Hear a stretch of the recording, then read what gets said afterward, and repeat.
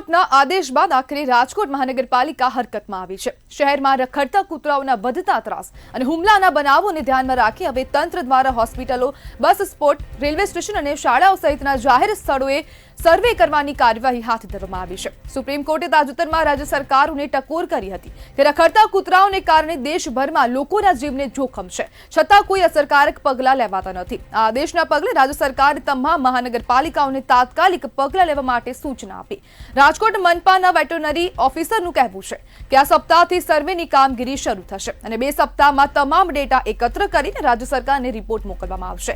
પરંતુ પ્રશ્ન થાય છે કે શું ફક્ત દિવાલો અને જાળીઓ લગાવવાથી સમસ્યા ઉકેલાશે કે પછી તંત્રને રખડતા શ્વાનોના જે નિવારણ માટે લાંબા ગાળાનો ઉકેલ લાવવો પડશે? ત્યારે તેને લઈને પણ અહીંયા અનેક પ્રશ્નો ઉભા થઈ રહ્યા છે કે માત્ર જે દિવાલો ઊભી કરવાનું કહેવામાં આવ્યું છે, જે વિસ્તાર છે ત્યાં કોર્ડન કરીને રહેવાનું કહેવામાં આવ્યું છે, જાળી લગાવવામાં આવ્યું છે, તેનાથી શું આ જે નિરાકરણ આવશે તેને લઈને પણ અનેક પ્રશ્નો ઉભા થઈ રહ્યા છે કે જ્યારે નોડલ ઓફિસરોની નિયુક્ત પણ કરવામાં આવી છે અને સુરક્ષા વ્યવસ્થા સુનિશ્ચિત કરવામાં આવી છે અને દેશભરમાં જે કૂતરા કરડવાના જે કિસ્સાઓ છે તેમાં પણ સતત વધારો થઈ રહ્યો છે। આપણી સાથે સામાજિક આગેવાન પ્રતિક સંઘાણી જોડાઈ ગયા છે। પ્રતિકભાઈ, આપને શું લાગે છે કે અબોલ જીવ સાથે અન્યાય થઈ રહ્યો છે? જી પ્રતિકભાઈ। હા જી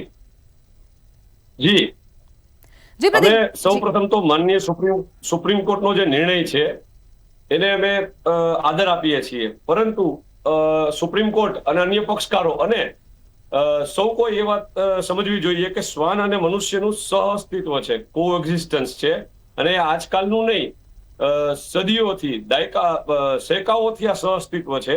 દરેક શ્વાન જોખમી નથી હોતું, દરેક શ્વાન કરડતું નથી હોતું અને શ્વાન કોઈ જોખમી હોય, કોઈ કરડતું હોય તો પણ એ પાછળનું કોઈ કારણ હોય છે અથવા એનું એક એના બિહેવિયરનું એનાલિસિસ કરવું જોઈએ।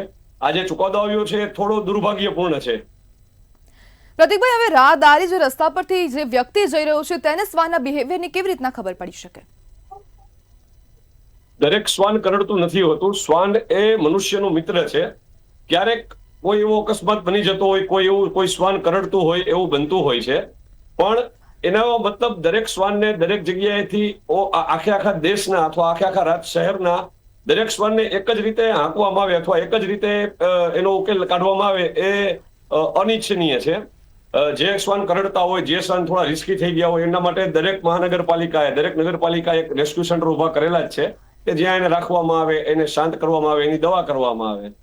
અમારો એક અનુભવ છે કે શ્વાન એટલા માટે થોડું જોખમી થઈ ગયું હોય છે કે આપણે દેશી ભાષામાં કહીએ ને પેલું કે ભૂખ ઓળજ કે ચડ્યું હોય છે, આખો દિવસે ભૂખ્યું હોય, તરસ્યું હોય, કોઈએ અટકચાળો કર્યો હોય તો એ ક્યારેક આવું થઈ જતું હોય। બાકી મોટે ભાગે 98-99% કેસમાં શ્વાન એ મનુષ્યનો મિત્ર છે અને સહઅસ્તિત્વ આપણું સદીઓથી ચાલ્યું આવે છે।